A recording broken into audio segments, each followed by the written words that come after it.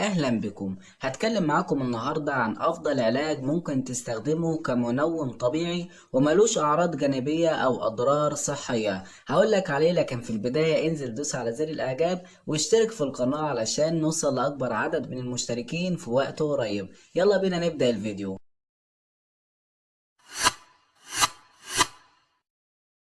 هتكلم معاكم النهاردة عن حاجة اسمها دورميفال كبسول.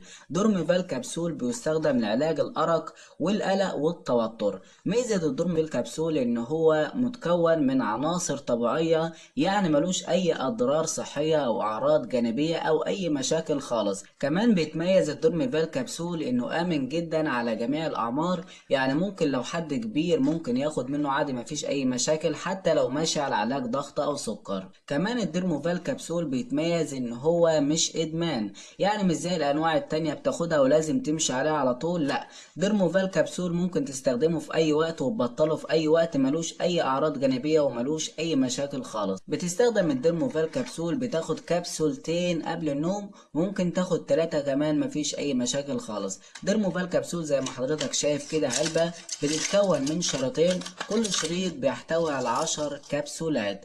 وزي ما عودتكم في كل فيديو، انا مش دكتور ولا صيدلي، لكن بجيب لكم حاجات ناس جربتها وجابت معاها نتيجة كويسة، فبقول لكم عليها على اساس انها تجيب برضو معاكم نتيجة كويسة. لكن ما تستخدمش اي حاجة غير لما ترجع للدكتور او الصيدلي، لان هم اكتر اتنين هيقولوا لك الحاجة دي تنفع معاك ولا لا. ونتقابل ان شاء الله في فيديوهات تانية. سلام عليكم.